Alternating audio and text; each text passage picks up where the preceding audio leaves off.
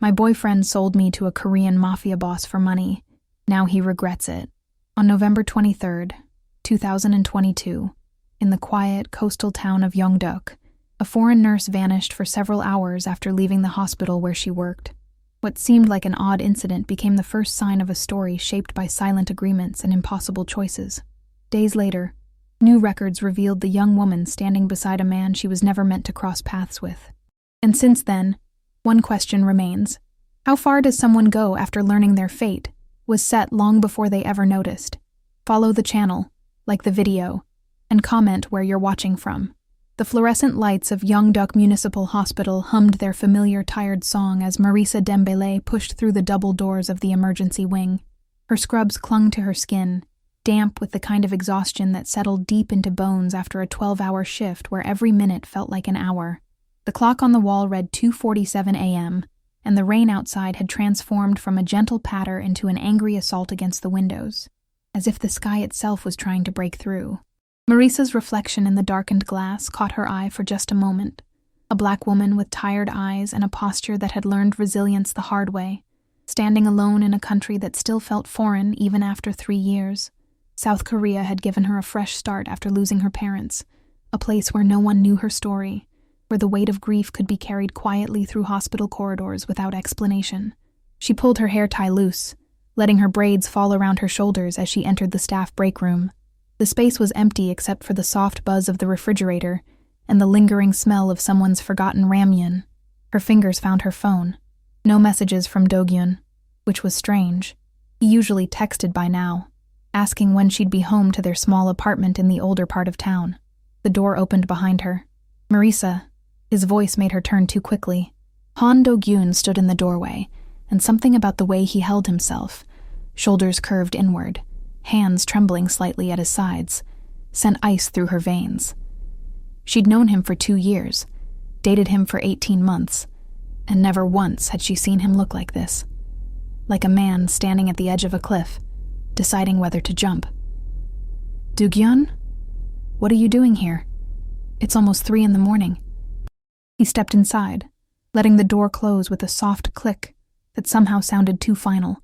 His face was pale, almost gray under the harsh lighting, and his eyes couldn't seem to meet hers.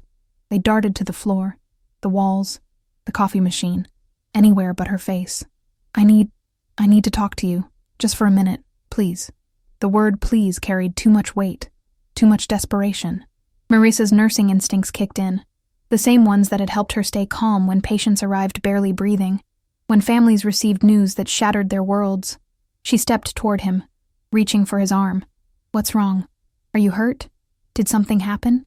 He flinched at her touch, and that single movement told her more than any words could. This wasn't about an injury.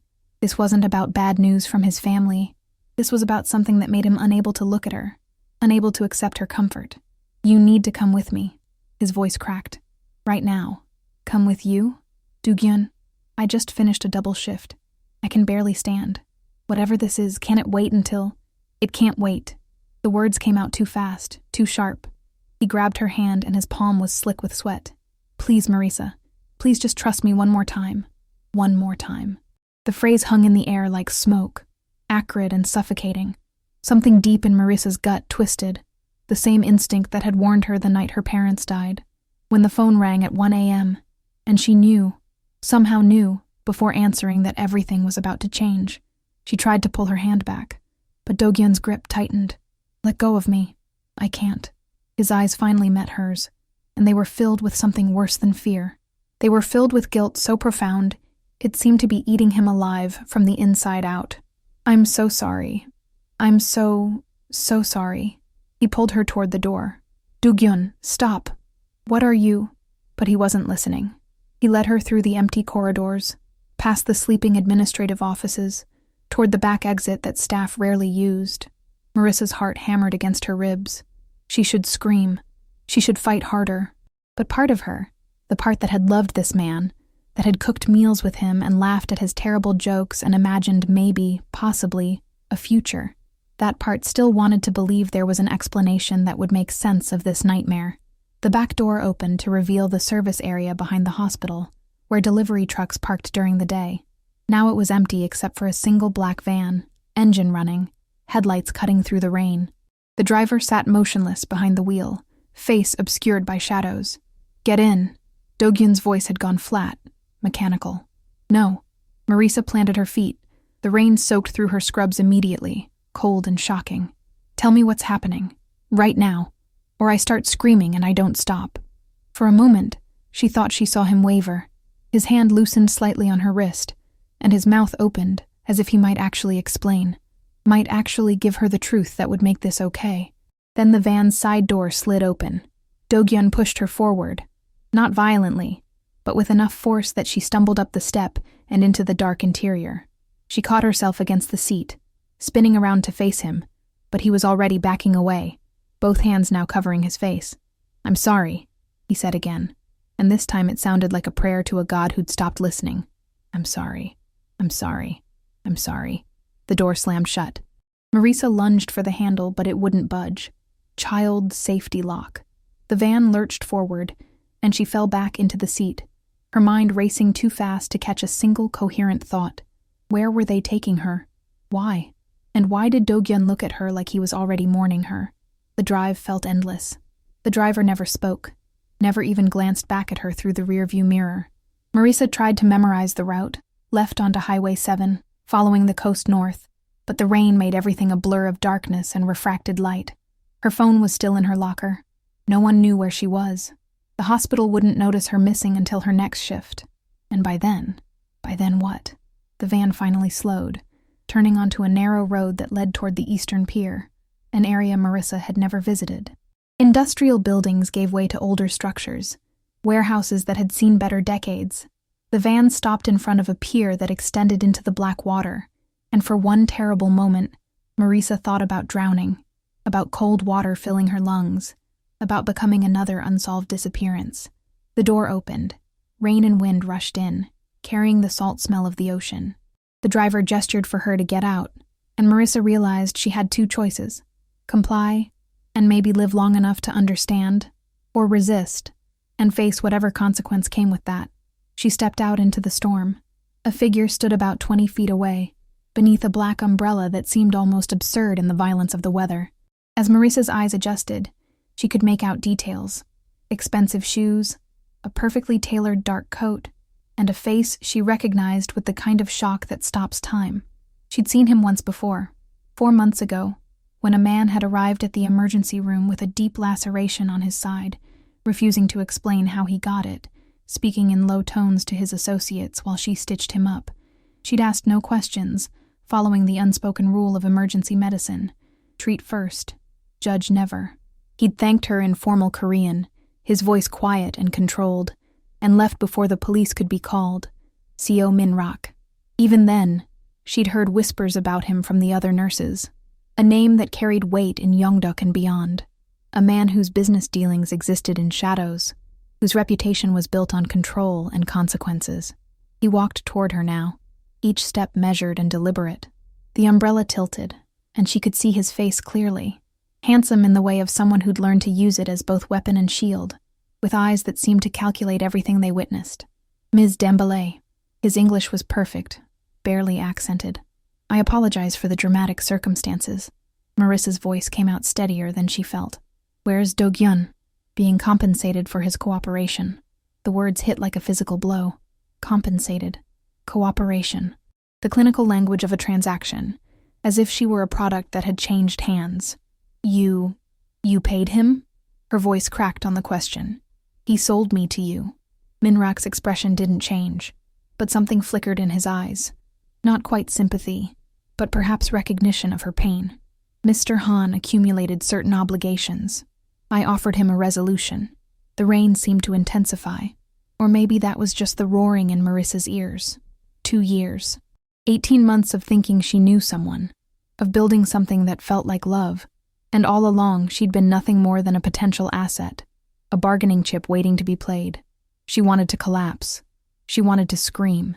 She wanted to wake up in her small apartment and discover this was just a nightmare born from exhaustion.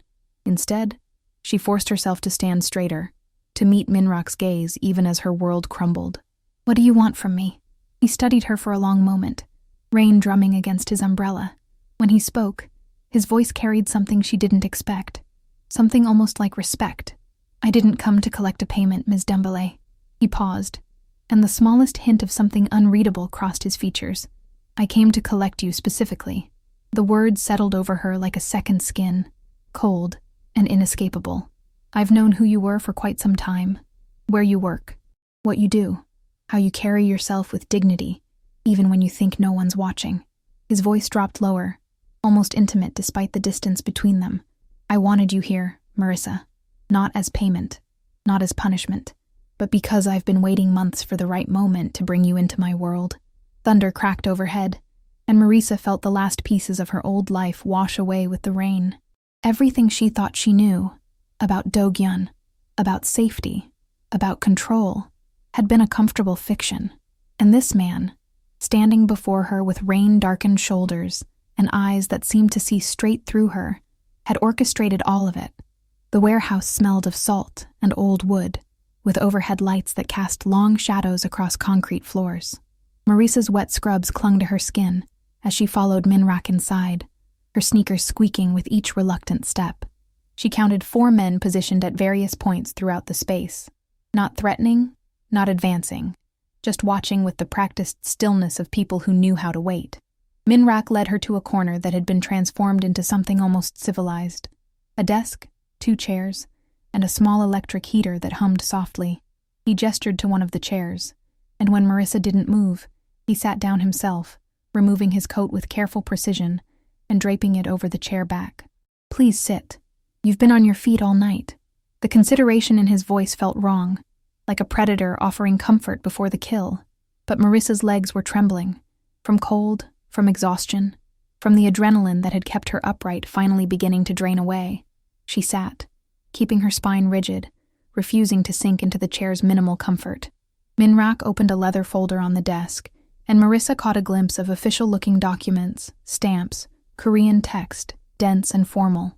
He slid the first page toward her, and she recognized enough Hangul to understand what she was seeing. Marriage registration papers. Her breath caught. "You can't be serious." "I'm always serious, Ms. Dembele." He leaned back slightly, studying her reaction with those calculating eyes. "This is a business arrangement. Nothing more, nothing less. A public marriage, legally recognized, with a duration of 2 years. At the end of that period, we divorce quietly, and you receive compensation substantial enough to build whatever life you choose." Marissa's mind reeled. Marriage, to a man she'd met once while stitching a wound he wouldn't explain, to someone whose name made nurses whisper and doctors look away. This is insane. You can't just purchase a wife like... "I'm not purchasing anything." His interruption was gentle but firm. "I'm offering protection, stability, a solution to problems you don't yet know you have." "What problems?" Her voice rose despite her efforts to stay calm. "I was fine.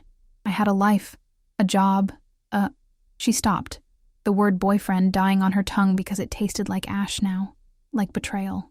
Minrak's expression softened almost imperceptibly. "Do you remember 4 months ago? October 14th, 3:17 a.m. You treated a man with a severe laceration without asking questions that could have endangered both of you." The specific memory crystallized, his pale face under the emergency room lights, the way he'd gripped the examination table while she worked, the quiet dignity he'd maintained despite obvious pain.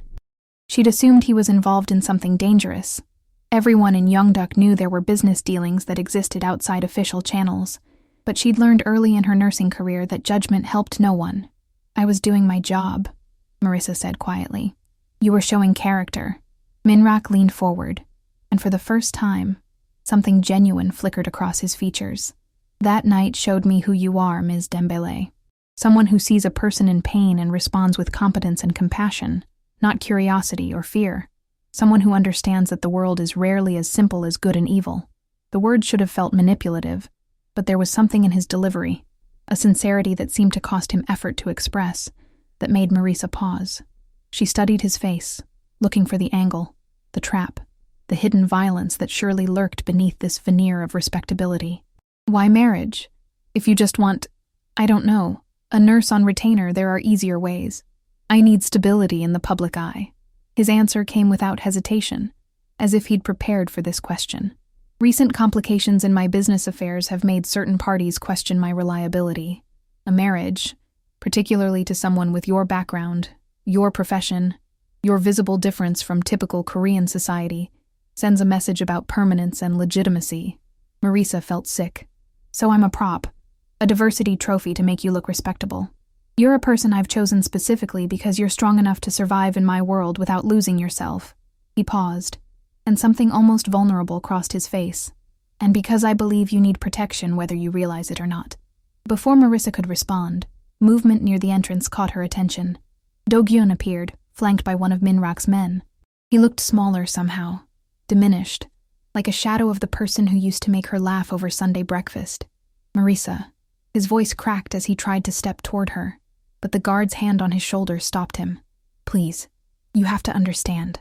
I didn't have a choice. They were going to... Stop. The word came out of Marisa like a physical force. Don't tell me you had no choice. You had a choice every single day we were together.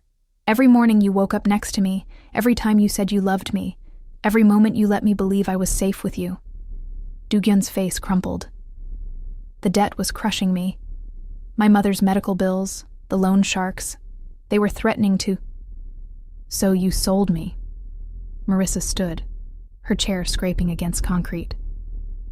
You looked at the person who trusted you most in this world and decided I was worth whatever price he offered. The silence that followed was suffocating. Do-gyun couldn't meet her eyes. His hands twisted together, and Marisa saw tears sliding down his cheeks. But they meant nothing now. Less than nothing.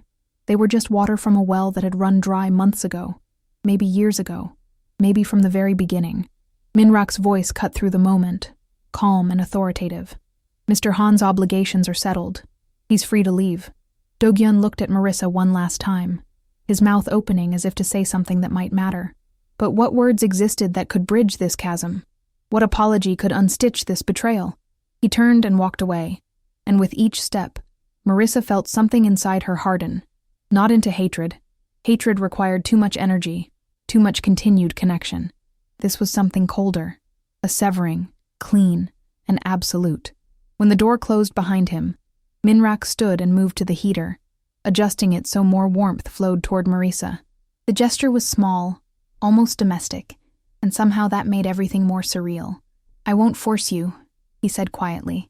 Despite the circumstances that brought you here, the decision is yours. Sign the papers, accept the arrangement, and I'll ensure you're protected and compensated fairly. Or refuse, walk out that door, and return to your life. Marisa laughed, a harsh sound. Return to what life? The apartment I shared with a man who betrayed me? The hospital where everyone will eventually hear some version of tonight? You've already taken everything. Then rebuild with resources instead of nothing. She looked at the papers again, at the formal Korean text that represented a future she'd never imagined. 2 years of her life, bound to a stranger whose world operated in shadows. 2 years of pretending, of playing a role, of being someone's solution to problems she didn't understand. But what was the alternative? Pride? Pride didn't pay rent. Pride didn't erase the fact that everyone she'd trusted had either died or betrayed her. Min-rak pulled a pen from his pocket and set it on the desk between them, not pushing it toward her, just making it available. I've already signed, he said. Your name is already printed because I knew, from the moment I made this decision, that you were the only person who could be my partner in this. The presumption should have enraged her. Instead, it felt like a strange kind of honesty, an acknowledgement that he'd orchestrated all of this, that nothing about tonight was spontaneous or accidental. Marisa picked up the pen. Her hand trembled as she stared at the signature line, and she thought about her parents, about what they would think of this moment. Would they tell her to run? Or would they understand that sometimes survival meant accepting help from unexpected sources? She signed her name in English letters, each stroke feeling like a small death and a strange birth simultaneously. Min-rak took the papers, added them to his folder, and extended his hand. Thank you, Mrs. Seo. The name sounded foreign, wrong, like clothing tailored for someone else's body, but Marisa shook his hand anyway, feeling the warmth and strength in his grip, and wondered what she'd just agreed to become. Marisa woke to sunlight filtering through curtains she didn't recognize, in a bed far too large and comfortable to be her own. For 3 blissful seconds, She thought the previous night had been a nightmare born from exhaustion. Then reality crashed back with the weight of a tidal wave. The rain, the warehouse, the signatures that had changed everything. She sat up slowly, taking in her surroundings. The room was elegant, but not ostentatious. Cream walls, minimalist furniture and dark wood, a window overlooking gardens that seemed to stretch endlessly. Her damp scrubs from last night had been replaced with soft cotton pajamas that fit perfectly, which somehow felt more invasive than anything else. Someone had undressed her while she slept, or she'd been so exhausted she'd done it herself without memory of the act. A soft knock interrupted her spiraling thoughts. "Mrs. C.O.?" A woman's voice, professional and careful. "May I come in?" The name still felt like a costume 2 sizes too small. "Yes." The door opened to reveal a woman in her late 20s, dressed in a crisp blouse and slacks, her hair pulled into a neat bun. She carried a tray with tea and what looked like a light breakfast. Rice porridge, kimchi, grilled fish. The kind of meal someone prepared for a person recovering from illness or shock. "Good morning. I'm Beck Harin, Mr. C.O.'s executive assistant." She set the tray on the bedside table with practiced efficiency. "I'll be helping you transition into your new circumstances. Please eat, and then we'll discuss today's schedule." Marissa stared at the food, her stomach simultaneously empty and nauseated. "Where am I?" "The C.O. family estate, about 20 kilometers north of Yeongdeok proper. The property overlooks the East Sea." Harin's tone remained neutral, neither warm nor cold. "You're perfectly safe here." Safe. The word felt meaningless. Marissa picked up the teacup just to have something to do with her hands, feeling the warmth seep through the ceramic. "What schedule?" Harin pulled a tablet from her bag, scrolling efficiently. "The civil ceremony is scheduled for 2 p.m. today at the Yeongdeok district office. It will be brief. Just you, Mr. SEO, and 2 witnesses. No family, no guests. Afterward, there's a small charity event at the community center where you'll make your first public appearance together." "Today?" Marissa's voice came out sharper than intended. "The marriage is today? The legal registration was completed last night with your signatures. Today is simply the ceremonial formality." Harin finally looked up from her tablet, and something flickered in her expression. Not quite sympathy, but perhaps recognition of Marissa's disorientation. Mr. SEO believes in handling necessary matters efficiently. Efficient, like she was a business merger, a contract to be filed and processed. Marissa set down the tea before her shaking hands could spill it. "And if I refuse? If I just walk out? Then you walk out." Harin's answer came without hesitation. "Mr. CO has never kept anyone against their will, but I think you'll find that the world outside these walls hasn't become more welcoming overnight." The truth of those words settled like stones in Marissa's stomach. What was she supposed to do? Return to the apartment she'd shared with Do-gyun, face the whispers and questions at the hospital, pretend that nothing fundamental had shattered in her life? She ate the porridge mechanically, tasting nothing, while Harin explained the day's expectations with the precision of a military briefing. There would be appropriate clothing provided. A stylist would help with hair and minimal makeup. The ceremony itself would take less than 15 minutes. The charity event was for a local children's hospital, a cause Minrak supported publicly, which would make their appearance seem natural rather than staged. "What am I supposed to say?" Marissa asked. "At this event, when people ask questions, the truth, simplified." Harin's response was immediate, as if she'd anticipated this question. "You met through the hospital. The connection was unexpected but genuine. Everything moved quickly because when you know, you know." She paused, and for the first time, something almost human entered her voice. "People want to believe in love stories, Mrs. CO. They'll convince themselves if you simply don't contradict them too obviously." 2 hours later, Marissa stood in front of a full-length mirror, barely recognizing herself. The stylist had chosen a simple but elegant dress in deep blue, appropriate for a civil ceremony. Nothing too bridal, nothing that screamed forced arrangement. Her braids had been styled into an updo that somehow managed to look both professional and romantic. The makeup was subtle, just enough to hide the exhaustion in her eyes. She looked like someone getting married. She felt like someone attending her own funeral. The ride to the district office passed in silence. Minrak sat across from her in the black sedan, dressed in a perfectly tailored charcoal suit. He'd attempted a small smile when she'd entered the car, but it faded quickly when she didn't return it. Now he simply looked out the window, his expression unreadable. The ceremony was exactly as Haren had described: sterile, brief, transactional. A government official read the legal requirements in rapid Korean that Marissa only partially understood. Minrak's responses were calm and certain. When it was her turn to speak, her voice sounded like it belonged to someone else, someone who had accepted this reality more fully than she had. The official stamped the final document with a sound that seemed to echo forever. "Congratulations," he said in English, nodding to Marissa. "May your marriage be blessed." The charity event was harder. The community center was filled with donors, local politicians, and families whose children had been helped by the hospital fund. Marissa smiled until her face ached, shook hands with people whose names immediately evaporated from her memory, and stood beside Minrak while cameras flashed. And then he took her hand. It wasn't aggressive or possessive, just a gentle intertwining of fingers, the kind of gesture any normal couple might share. But the touch sent electricity up Marissa's arm, a visceral reminder that this was real, that this man was now legally her husband, that his skin was warm and his grip steady, and something about the way his thumb brushed across her knuckles felt almost protective. She looked up at him, startled, and found him already watching her. In that moment, surrounded by strangers and flash photography, something passed between them. Not attraction, not affection, but perhaps acknowledgement. They were in this together now, whether either of them had truly chosen it or not.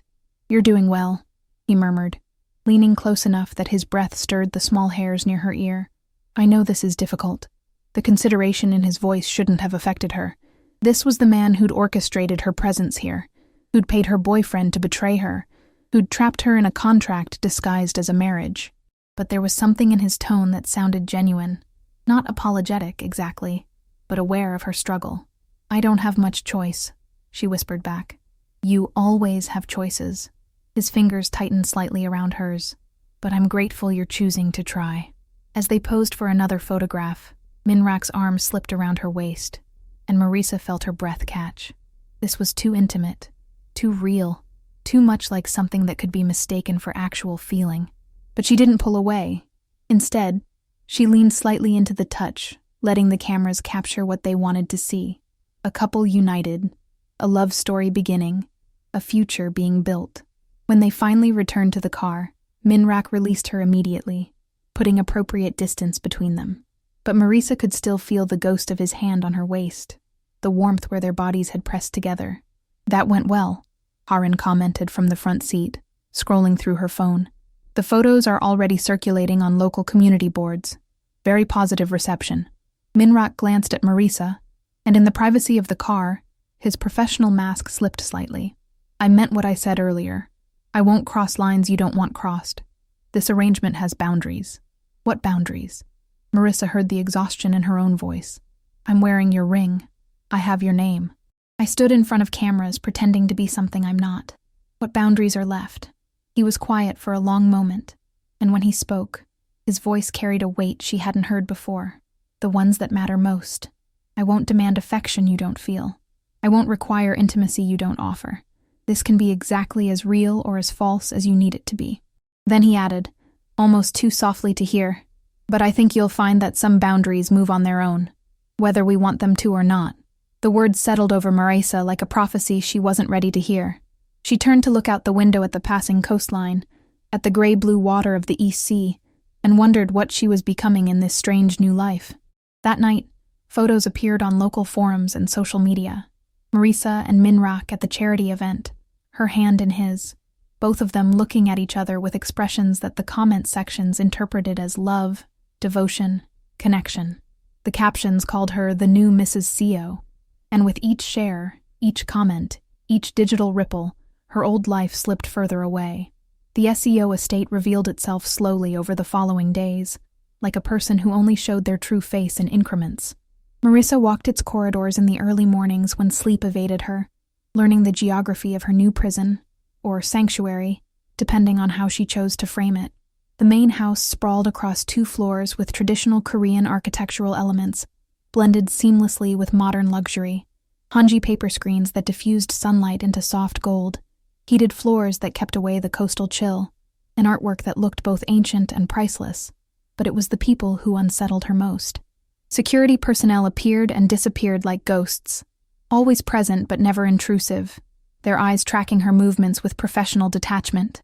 The household staff maintained the kind of silence that spoke of years learning when to be invisible. And then there was Ha-Rin, who seemed to materialize whenever Marissa needed something before she'd even realize she needed it. Efficiency personified in human form. On the fourth morning, Marissa found Ha-Rin in the kitchen, reviewing schedules on her ever-present tablet. The morning light streaming through the windows caught the sharp angles of Ha-Rin's face, and for the first time, Marissa noticed the tightness around her mouth, the way her fingers gripped the tablet just slightly too hard. "Can I ask you something?" Marissa poured herself tea from the pot that was always somehow freshly brewed. "Why do you look at me like that?" Ha-Rin's eyes flicked up, guarded. "Like what, Mrs. Seo? Like you're waiting for me to fail, or leave, or prove something you already suspect about me." The silence stretched between them, filled only by the distant sound of someone trimming the garden hedges. When Ha-Rin finally spoke, her voice carried an edge Marissa hadn't heard before. "I've worked for Mr. Seo for 6 years. I've seen people come into his life with various intentions, some seeking money, others seeking protection, most seeking something they could take." She set down the tablet with careful precision. "I haven't yet determined what you're seeking. I'm not seeking anything. I was brought here, and yet you stayed." Ha-Rin's expression remained neutral, but something flickered behind her eyes. Old pain, perhaps, or old wisdom. "Everyone has a choice, Mrs. Seo, even when we pretend we don't." Before Marissa could respond, footsteps echoed in the hallway. Minrak appeared, dressed more casually than she'd seen him. Dark jeans and a simple black sweater that somehow made him look younger, more approachable. He glanced between the two women, and Marissa wondered what he read in the tension humming between them. "Ha-Rin, I'll need the quarterly reports by this afternoon." His tone was professional, dismissive. Ha-Rin nodded and left without another word, but not before casting one more unreadable glance at Marissa. Minrak poured his own tea, the domestic gesture oddly intimate. "She's protective," he said quietly. "It's not personal. Everything here feels personal." Marissa wrapped her hands around her cup, seeking its warmth. "Even when it's supposed to be business." He nodded slowly, as if considering whether to say something more. The morning light caught the silver at his temples, premature gray that suggested stress he carried invisibly. "Would you like to see more of the estate? There's a library you might find interesting." Marissa followed him through corridors she hadn't yet explored, past rooms whose doors remained closed, until they reached a set of double doors at the eastern wing. Minrak opened them to reveal a space that stole her breath. Floor-to-ceiling bookshelves filled with volumes in Korean, English, and languages she couldn't identify. Comfortable reading chairs positioned near windows overlooking the sea, and the kind of quietness that felt sacred. "This was my father's space," Minrak said, his voice softer than usual. He believed that a person's library revealed more truth than any conversation. Marissa moved toward the shelves, her fingers trailing along leather spines. She found Korean poetry collections beside American novels, philosophy texts next to medical journals, and then, unexpectedly, a small section of books on nursing and emergency medicine, some in English, some translated. "You added these." It wasn't a question. "After you treated me that night." Minrak stood near the window, his profile sharp against the light. "I wanted to understand your world better." The admission hung between them, surprisingly vulnerable. Marissa pulled out a worn copy of a trauma care manual she'd used during her training, finding notes in the margins written in Minrak's precise handwriting. He'd actually read these books, studied them, tried to comprehend what she did and why. "I don't understand you," she said finally. "You orchestrate something that feels like kidnapping, force me into a contract marriage, but then you read medical textbooks to understand my profession? Nothing about that makes sense." Minrak turned to face her fully, and something in his expression cracked, not breaking entirely, but showing the fractures beneath his carefully maintained control. "My family's business has required me to make difficult decisions, to maintain distance from people who might be used against me. But that night in the emergency room, watching you work, you didn't see me as a threat or an opportunity. You just saw someone who needed help." He moved closer, not invading her space, but closing the distance enough that she could see the genuine emotion in his eyes. "I've been surrounded by people who want something from me my entire life, Marissa. You were the first person in years who wanted nothing except to do your job well. That kind of integrity is rare. It's valuable. And he paused, seeming to struggle with words. I wanted to protect it, even if my methods were imperfect. Marissa felt something shift inside her chest. Not forgiveness. Not yet. But perhaps the beginning of understanding. This man had grown up in a world where trust was currency and vulnerability was weakness. His way of caring looked like control because control was the only safety he'd ever known. There are rooms I haven't seen, she said, changing the subject because the moment felt too heavy, too close to something she wasn't ready to name. Doors that stay locked. Minrak's expression shuddered slightly. Some spaces hold old memories. Not secrets exactly. Just things that are complicated to explain. Everything about the situation is complicated. Yes. He smiled then, a small, genuine expression that transformed his face. But maybe complicated doesn't have to mean impossible. That afternoon, Marissa met Oh Sejun properly for the first time. He was one of the security personnel she'd noticed in passing, older than the others, with kind eyes and a gentle demeanor that seemed incongruous with his role. He found her in the garden, where she'd gone to escape the house's whispered secrets. Mrs. Seo. He bowed slightly, respectful. I wanted to introduce myself formally. I oversee the estate's security and the family's more delicate matters. Delicate matters. Marissa couldn't help the bitter edge in her voice. Like acquiring unwilling wives. Sejun's expression remained neutral, but something compassionate flickered across his features. I've worked for this family for 20 years.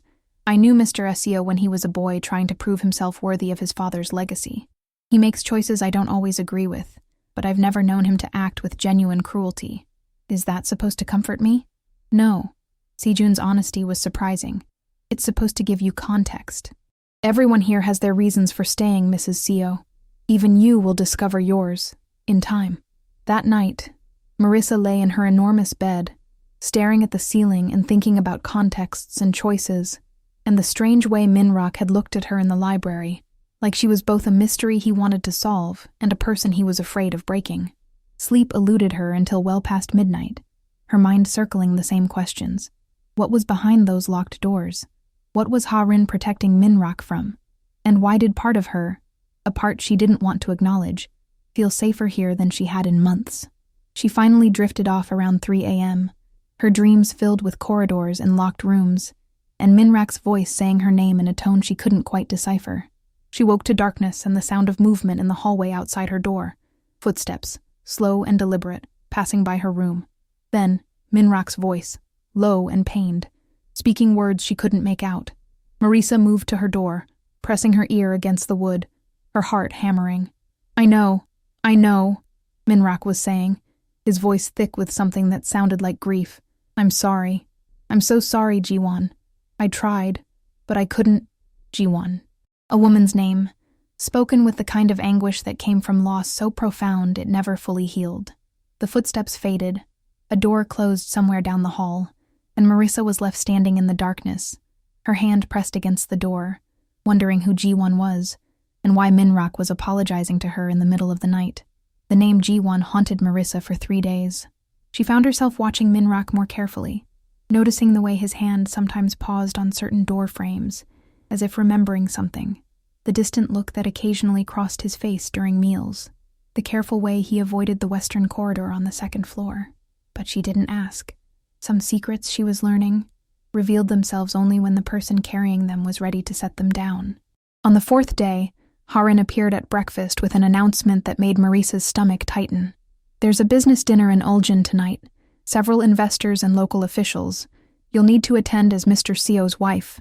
Ha-Rin's tone suggested this wasn't optional. The stylist will be here at 4 to prepare you. I don't know anything about his business, Marissa protested. What am I supposed to say to these people? You say as little as possible and smile as much as necessary. Ha-Rin's bluntness had almost become comforting in its predictability. Your role is to be present, poised, and visibly supportive. The marriage itself is the message. You don't need to elaborate on it. Minrak entered the dining room as if summoned by the conversation, already dressed in a charcoal suit that made him look every inch the successful businessman. He poured coffee with the casual grace of someone who'd learned to make even mundane actions appear elegant. She's right, he said, addressing Marissa directly. These dinners are political theater. All you need to do is be yourself. That's more than enough. Myself as your wife, you mean? The words came out sharper than intended. His eyes met hers, and something passed between them. A current of understanding, maybe, or shared exhaustion with the roles they were both playing. Yourself, as someone who chose to be here, despite every reason not to. That's what makes you remarkable, Marissa. Not the title, not the performance, just you. The sincerity in his voice made something flutter in her chest, a sensation she immediately tried to suppress. This was a contract, a business arrangement. The warmth spreading through her was just confusion, just the natural human response to kindness after trauma. It meant nothing. But when the stylist finished with her that evening, and Marissa saw herself in the mirror, dressed in an elegant black dress that hugged her curves perfectly, her braids styled in an intricate updo with delicate gold pins, makeup that made her dark skin glow, she felt beautiful for the first time in weeks. Not like someone playing a part, but like someone who belonged in this world of luxury and careful appearances. Minrak's expression when he saw her confirmed it. He stopped mid-step, his usual composed mask slipping entirely, and for 3 heartbeats he simply stared at her, with something raw and unguarded in his eyes. You look. He seemed to struggle for words, then smiled, a real smile that reached his eyes and softened his entire face. You look like someone I'd be incredibly fortunate to know, let alone have beside me. The drive to Uljin took 40 minutes along coastal roads, where the East Sea gleamed under the setting sun. Minrak sat beside her in the back seat, and Marissa became hyper-aware of the small space between them, how his hand rested on the seat close enough to touch hers, how she could smell his cologne mixed with something uniquely him, how the warmth of his body seemed to reach across the gap. You're nervous, he observed quietly. Is it that obvious? Only to me. He shifted slightly, and his hand moved to cover hers, not possessively, just gently, his thumb brushing across her knuckles in a gesture that felt both comforting and electric. We'll stay for exactly 90 minutes. You'll eat, smile, and endure approximately 14 conversations that bore you. Then I'll claim an early morning meeting and we'll leave. You've timed this? I time everything. His smile turned slightly self-deprecating. It's easier than admitting I find most of these people exhausting. The dinner was exactly as he'd described. A parade of faces and names and conversations about markets and opportunities that meant nothing to Marissa. But Minrak never left her side. His hand found the small of her back when they moved through rooms. His body angled slightly toward hers in every conversation, and twice he redirected questions that might have made her uncomfortable with such smooth precision that the speakers didn't even realize they'd been managed. Watching him work was fascinating.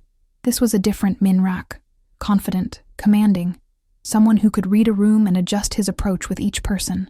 But occasionally, when he thought no one was looking, his eyes would find hers, and the public mask would slip just enough to show the man underneath. During dinner, seated beside each other at a long table, Minrak leaned close to whisper commentary that made the evening bearable. The man across from us made his fortune through questionable real estate deals, he murmured, his breath warm against her ear. The woman to your left is genuinely kind, but married to a monster. And the couple at the end are having an affair with each other despite being married to other people in this room. Marissa fought back a laugh, covering it with a cough. You know everyone's secrets. It's how I survive in this world.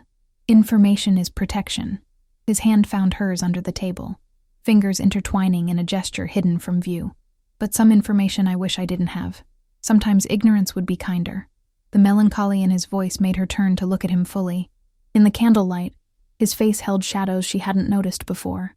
Evidence of burdens carried quietly, of choices that weighed on him even when he pretended they didn't.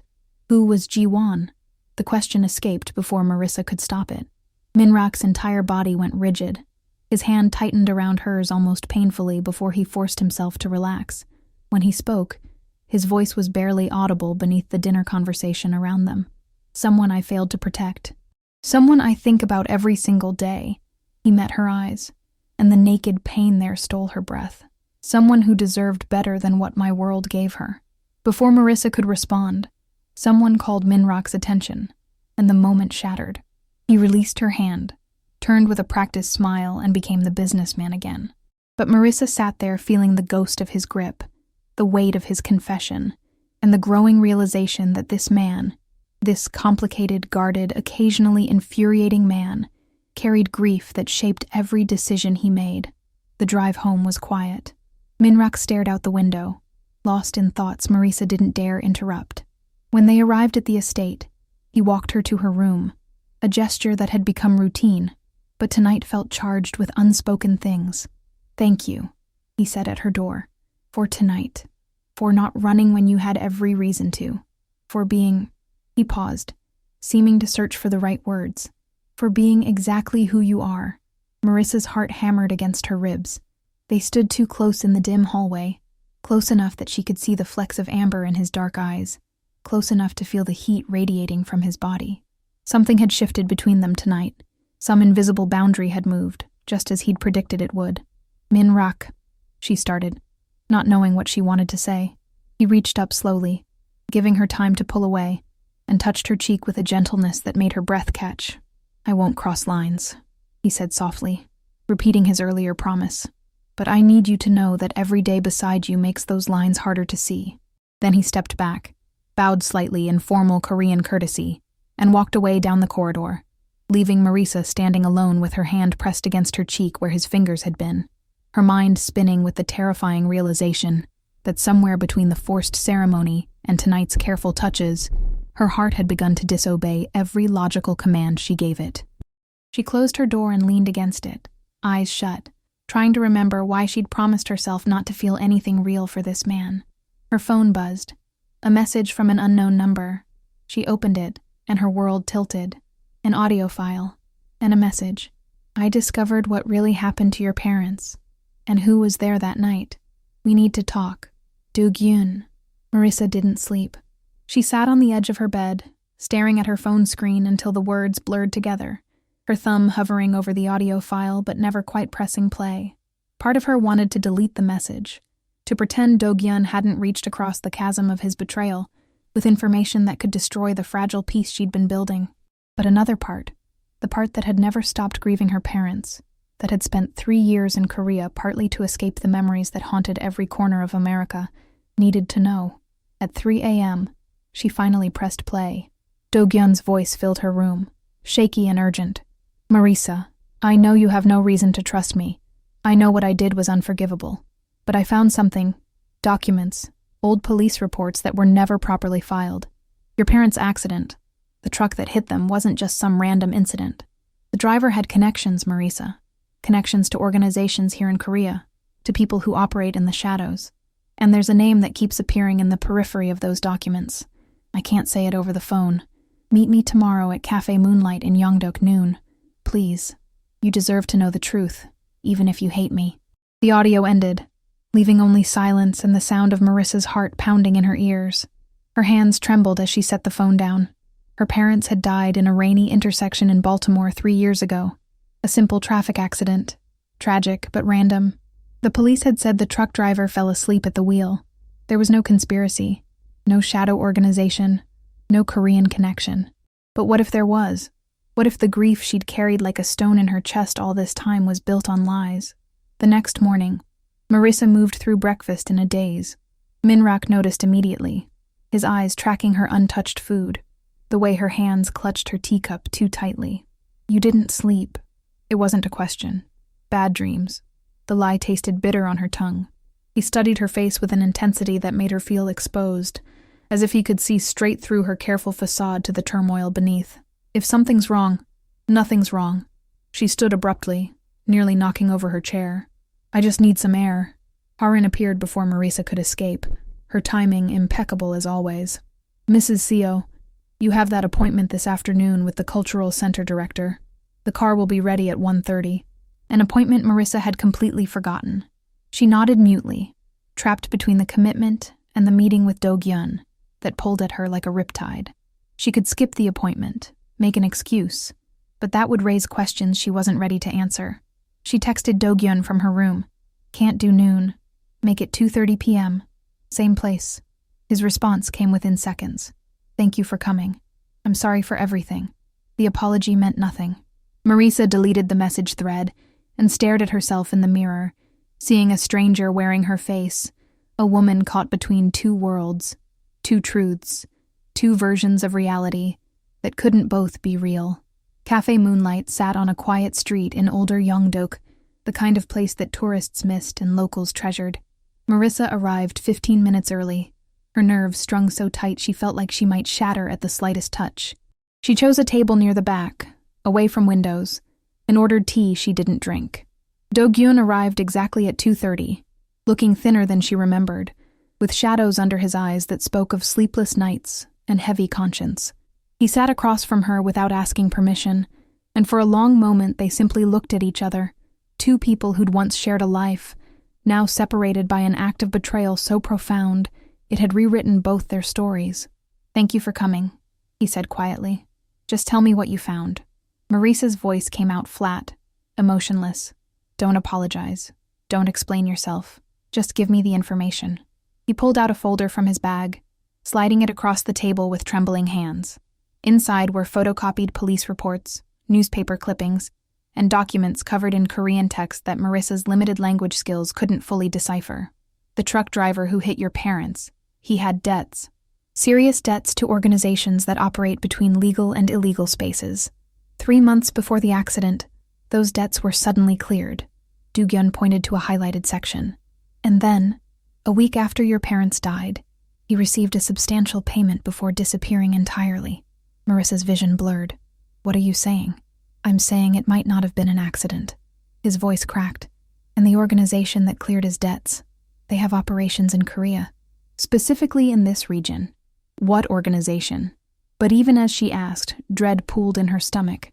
"I don't have concrete proof yet, but the trail leads toward businesses connected to the SEO family network." Do-gyun's words fell like stones. Not Minrock directly. This was years ago before he took control, but his father's associates, his family's connections. "Marisa, the same people who now protect you might be connected to the people who took your parents from you." The cafe spun. Marisa gripped the table edge, forcing air into her lungs. "You're lying. You're trying to manipulate me because you regret what you did." "I wish I was lying." Do-gyun's eyes filled with tears. "I know I have no right to ask you to trust me. I know I destroyed that. But please, please be careful. Don't let your feelings cloud your judgment. Don't let him—" "Don't." Marisa stood, the chair scraping loudly. "Don't you dare tell me about feelings or judgment. You sold me, Do-gyun. Whatever information you found doesn't erase that." She grabbed the folder and walked out, her vision blurred by tears she refused to shed in front of him. The afternoon air felt too thin, insufficient for her lungs. She made it to a side alley before her legs gave out, and she sank against the wall, the folder clutched to her chest like a shield. Could it be true? Could the man whose touch made her heart race, whose grief over someone named Ji-won had made her want to comfort him, whose family had welcomed her into their world, could he be connected to the worst moment of her life? The drive back to the estate passed in a blur. Marisa clutched the folder, its contents burning through her hands like hot coals. She avoided the main entrance, slipping through a side door that led to the garden, needing space to breathe, to think, to reconcile the impossible contradictions warring in her mind.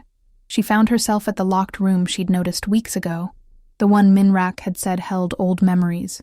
Her hand trembled as she tried the handle, expecting resistance, but it turned easily. Had someone forgotten to lock it? Or had it never been locked at all, just closed against casual curiosity? The room was small, almost a shrine. Photos covered one wall, a young woman with a bright smile, caught in moments of joy that seemed to radiate from the prints. Ji-won, Marisa realized. This was Ji-won's room, preserved exactly as she'd left it, but it was the object on the dresser that made Marisa's heart stop. A small leather journal, worn and weathered, with initials embossed on the cover. MD, her mother's initials. Margaret Dembele. Marisa's hands shook as she reached for it, her mind refusing to process what she was seeing. This was impossible. This journal had been lost in the accident, the police had said, destroyed in the collision, never recovered. So why was it here, in a locked room in Minrak's house, surrounded by memories of a woman named Ji-won? The door opened behind her. Marisa spun, clutching the journal, to find Minrak standing in the doorway. His face went pale when he saw what she was holding, and for the first time since she'd met him, he looked truly afraid. "Marissa," his voice broke on her name. "I can explain." "Can you?" The words came out strangled, caught between rage and grief and a heartbreak so profound she thought it might split her open. "Can you explain why you have my mother's journal? Why it's hidden in this room with pictures of someone you claim to have failed? Can you explain what connection your family has to the accident that killed my parents?" He stepped forward, hands raised as if approaching a wounded animal. "The journal.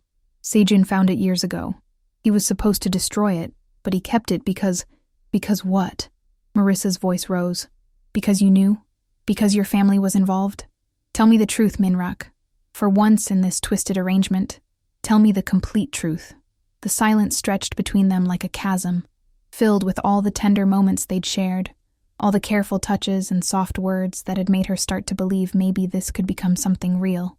"My father's associates were in that area," he said finally, each word seeming to cost him. "Years ago. They were involved in operations that sometimes required ensuring certain people stayed quiet. I don't know if your parents were targets or if they were simply in the wrong place. But yes, Marissa, my family's world touched yours that night, and I've known since the moment I learned your full name." The admission shattered something fundamental inside her. "You knew.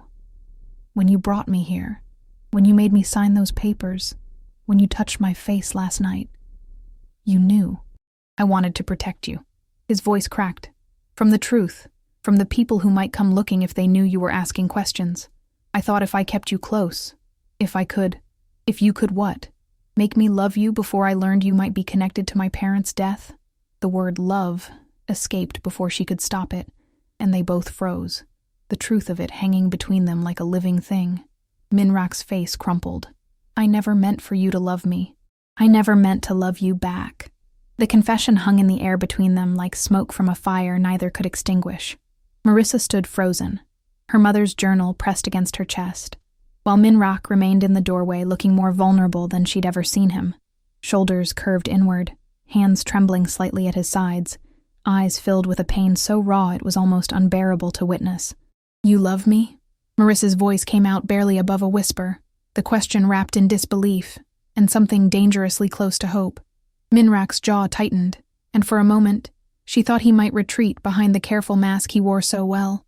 Instead, he took a shaky breath and stepped fully into the room, closing the door behind him with a soft click that felt far too final.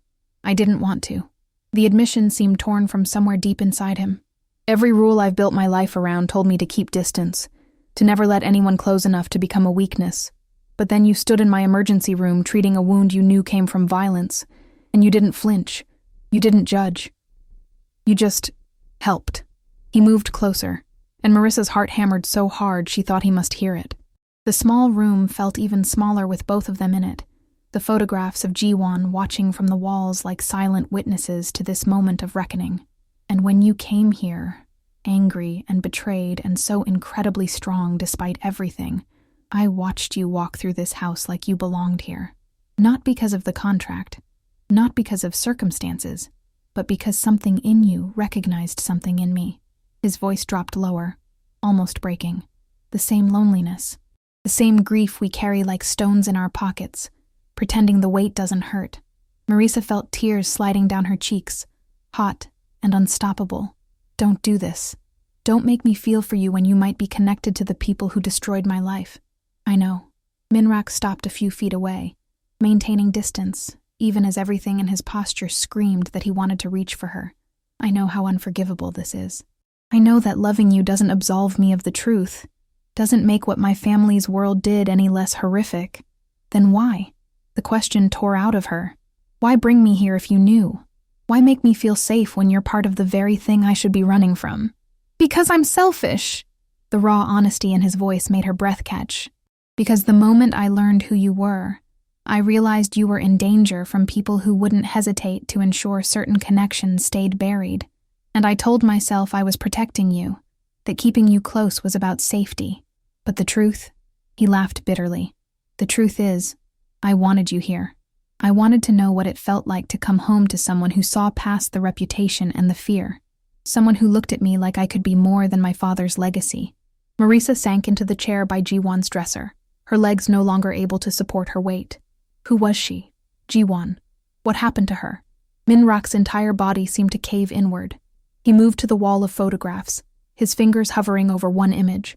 Ji-won laughing, her head thrown back in pure joy. My younger sister. She was everything good that our family produced despite the darkness. Bright, compassionate, determined to use our resources to help people instead of control them. His voice fractured on the words. She found out about some of our father's operations, things that crossed lines even by our world's standards. She threatened to go to the authorities, to expose everything. I tried to protect her, tried to convince her that there were other ways to create change, but I was too slow, too cautious, too afraid of destroying our family. What happened? Marissa asked, though part of her already knew the answer would break her heart. They made it look like an accident, a car crash on a rainy night, very similar to... He stopped, unable to finish the sentence. To what happened to your parents? And I've spent every day since wondering if I could have saved her. If I'd been braver, faster, stronger, if I'd chosen her over family loyalty. The parallel was too precise, too painful. Marissa understood now why Min-rak had kept her mother's journal in this room. It was a shrine not just to his sister, but to guilt, to all the people his family's world had destroyed while he stood by and watched. You think keeping me here makes up for not saving her? Marissa's voice was steady now, clarity cutting through the emotional chaos.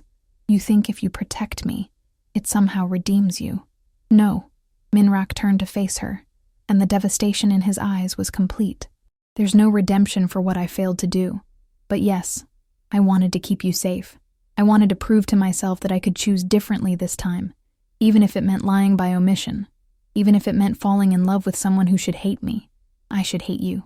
Marissa clutched her mother's journal tighter. Everything logical in my brain is screaming at me to hate you, to leave, to never look back. But? His voice carried a desperate hope that made her chest ache. But I can't separate the man who knew my parents might have been hurt by his family's world from the man who read medical textbooks to understand my life. The man who orchestrated my presence here from the man who holds my hand like I'm something precious. The man who kept terrible secrets from the man who grieves his sister with such profound pain that I feel it in my own chest. She stood, the journal still pressed to her heart. I hate that I love you, Min-rak. I hate that even knowing what I know, even holding evidence of how our worlds collided in tragedy, I still want to cross this room and let you hold me. What does that make me? Human. He took one step toward her, then stopped, giving her space to decide. It makes you someone who understands that people are more than their worst moments, more than their family's sins. Someone who's brave enough to hold contradictions without needing easy answers. I don't feel brave. Marissa's voice broke. I feel terrified. Of you, of my feelings, of what it means to love someone whose world might have destroyed mine, then be terrified. Min-rak's hands clenched at his sides. Visible effort required to maintain distance. Be angry. Be confused. But please, Marissa, don't leave before I have a chance to help you find the complete truth. Not the version I want you to believe. Not the fragments Du-gyun found. But everything. No more secrets. No more protection from reality. You deserve that much. Marissa looked at the photographs of Ji-won, at the young woman who died trying to expose truth, and felt the weight of choice pressing down on her shoulders. She could leave, return to a life that felt safe but hollow, or she could stay, wade into the complicated mess of loving someone connected to her deepest pain, and search for answers that might destroy them both. I need time, she said finally. I need to think without you looking at me like your heart is breaking, without feeling like I'm betraying my parents' memory by caring about you. Take all the time you need. Min-rak's voice was steady, despite the tears now sliding down his face. I'll have Sejun provide you with everything we have, every document, every connection, every piece of information about that night. No filters, no protection.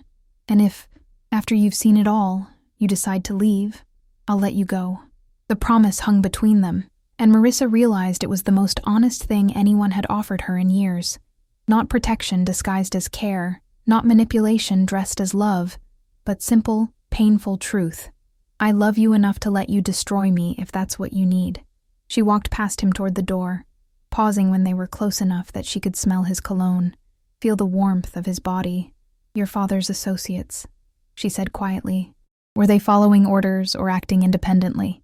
I don't know yet. His honesty was absolute. But I promise you, I will find out. Marisa left him standing in Jiwon's room, surrounded by memories and guilt, and the ghost of hope that maybe, somehow, love could exist alongside truth, even when that truth carried unbearable weight. That night, a new message appeared on her phone. Unknown number. I know the whole truth. And you shouldn't trust anyone from the CO house. Not even him. Not even when it feels like love. A friend. The anonymous message burned in Marissa's mind through a sleepless night. She paced her room until dawn painted the sky in shades of pink and gold. The phone clutched in her hand like evidence at a trial where she was both prosecutor and defendant. Who had sent it? Do-gyun seemed the obvious answer, but the phrasing felt different. Less desperate, more calculated. Someone else knew her story. Someone else was watching. At 6 a.m., she made a decision that felt both reckless and necessary. She found Sejun in the estate's security office, already awake despite the early hour, reviewing camera feeds with the tired dedication of someone who'd made vigilance his life's work. Mrs. Seo. He stood immediately, concern crossing his weathered features. Is everything all right? No. Marissa's voice was steady, carved from the sleepless night into something hard and clear. Nothing is all right, and I need you to tell me the truth. All of it. About my parents. About the night they died. About what you've been protecting Minrak from by keeping my mother's journal hidden all these years. Sejun's expression shifted. Not surprise, but something closer to relief, as if he'd been waiting for this confrontation since the moment she'd arrived. He gestured to a chair, then closed the office door with a finality that suggested whatever came next would change everything. I was the one who found the journal, he began quietly. 8 years ago, during a cleanup operation in Baltimore. Our team wasn't involved in the incident itself. We arrived 2 days after, sent to ensure certain evidence didn't surface that could connect back to operations in Korea. Marissa's stomach churned, but she forced herself to remain still, to listen without interruption. Your parents weren't targets. Sejun's voice carried the weight of long-held guilt. They were collateral damage. The truck driver had been paid to cause an accident that would look random, meant to eliminate someone else entirely. A federal investigator who'd been getting too close to trafficking routes. But the driver panicked when he saw police nearby, swerved at the wrong moment, and hit your parents' car instead. The words hit like physical blows. Random. Collateral. Wrong moment. Her parents had died because someone made a mistake, because their lives had intersected with violence meant for someone else, because the universe had rendered their existence meaningless in a split-second decision by a terrified criminal. The investigator? Marissa asked through numb lips. Survived. Retired quietly 6 months later. Sejun pulled out a folder from a locked drawer, thicker than the one Do-gyun had shown her, filled with documents that looked official and devastating. I kept the journal because your mother had written about her medical work, about patients she'd treated, about her daughter studying nursing. I read it, Mrs. Seo. I read about how proud she was of you, how she believed you'd change lives, and I couldn't destroy it. It felt like erasing the last proof that she'd existed as more than a name in a police report. Tears blurred Marissa's vision. Did Minrak's father order it? No. But his associates acted within a system his father built and profited from. The distinction might not matter to you, but it's the truth. Sejun met her eyes directly. When Minrak learned who you were, when I finally told him after you'd treated him that night, he was devastated. He spent weeks trying to decide what to do. And then Do-gyun's debt gave him an opportunity that felt like fate. Bring you here. Keep you safe from others who might want to ensure you never asked questions. And maybe find a way to make amends for sins he inherited, but didn't commit. By making me fall in love with him? The accusation came out bitter. By falling in love with you despite knowing he shouldn't. Sejun's correction was gentle. I've worked for this family for 2 decades, Mrs. Seo. I watched Minrak transform from an idealistic boy to a man who learned to bury his conscience to survive. But with you, I've seen something I thought he'd lost forever. Hope that he could be more than his father's legacy. Marissa stood abruptly, the chair scraping loudly in the small office. I need to see him, now. She found Minrak in the library, surrounded by open books he clearly wasn't reading, his face drawn with exhaustion that matched her own. He looked up when she entered, and the careful hope in his eyes nearly broke her resolve. Sejun told me everything, she said without preamble. About the investigator. About the mistake. About why you really brought me here. Minrak stood slowly, bracing himself as if for a blow. And now you'll leave. No. The word surprised them both. Marissa crossed the space between them, and though every logical part of her brain screamed warnings, she took his hands in hers. Now I'm going to tell you what happens next, because I'm done letting other people make decisions about my life, including you. His fingers tightened around hers, trembling. Marissa, we're going to find everyone involved in that operation. Every person who participated, who gave orders, who looked away. We're going to expose them, bring them to justice. Make sure what happened to my parents and to Jiwon never happens to anyone else. Her voice was steel wrapped in grief. And you're going to help me. Not because you love me, not because you feel guilty, but because it's the right thing to do. It will destroy my family's business, Minrak said quietly. Everything my father built, every connection that keeps me safe, it will all collapse. I know. Marissa met his eyes, letting him see the resolve burning there. But you said Jiwon died trying to expose truth. Honor her by finishing what she started. Honor my parents by making their accidental death mean something. For a long moment, they stood in the morning light streaming through library windows, hands clasped, the weight of the decision settling over both of them like snow, cold, heavy, transformative. If I do this, Minrak said finally, his voice raw, I need you to understand something. The love I feel for you, it's not redemption. It won't erase what my world did to yours. It's just love. Complicated, inconvenient, possibly destructive love that exists whether or not it should. I know. Marissa felt tears sliding down her cheeks again, but this time they felt cleaner somehow, like rain washing away accumulated dust. I hate that I love you back. I hate that my heart doesn't care about logic or justice or the perfectly reasonable reasons I should walk away. But I'm done fighting what I feel. I'm done pretending that love and pain can't exist in the same space. She pulled him closer, resting her forehead against his chest, feeling his heart hammer beneath her ear. This is my choice, Minrak. Not a contract, not a compromise, not something forced by circumstances. I'm choosing to stay. I'm choosing to fight beside you. I'm choosing to love you while hating what your world represents. And I'm choosing to believe that maybe, some boundaries don't just move on their own. Maybe we move them together, deliberately, toward something better than what came before. Minrak's arms came around her then, holding her with a tenderness that spoke of precious things handled carefully. I don't deserve you, he whispered against her hair. Probably not. She smiled despite the tears. But you're going to spend the rest of your life trying to. Starting with making calls to every authority, every journalist, every person who can help us expose what happened. No more shadows. No more protection. Just truth, no matter how much it costs. They stood like that for a long time. Two people shaped by tragedy learning to build something new from the ruins.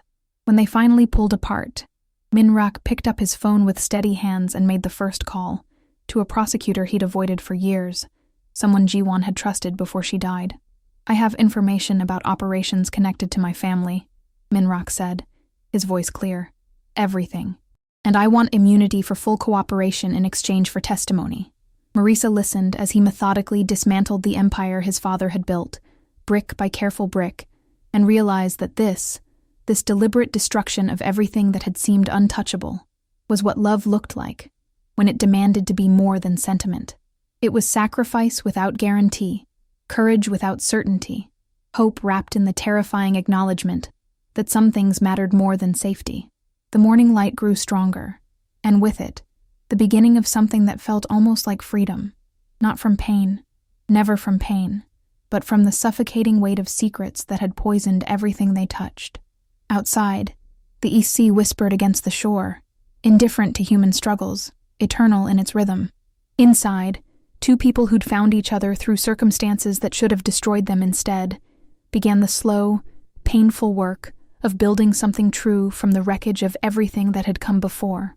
Some feelings begin as hope, grow as love, and sustain themselves on the courage to face guilt without letting it define the future. This was that courage, imperfect and trembling, but undeniably real. In the end, stories like this remind us that the hardest battles are often fought in silence, behind doors no one else will ever open. Marisa was never searching for perfection, only a place where her heart could breathe again. Yet life placed her on a path where love, fear, and responsibility collided in ways she could not have foreseen. Sometimes the world does not give us clear heroes or villains. It gives us people trying to survive their own truths. But now the question falls on you. If you had discovered that the person offering you safety might also be tied to your deepest wounds, what would you have done? Would you walk away and protect your peace, or stay and seek answers that might hurt even more? And if love grew in the middle of all that uncertainty, would you trust it, or would you fear it was never meant for you? Stories end, but their echoes stay with us. What we choose to learn from them defines not the characters, but ourselves.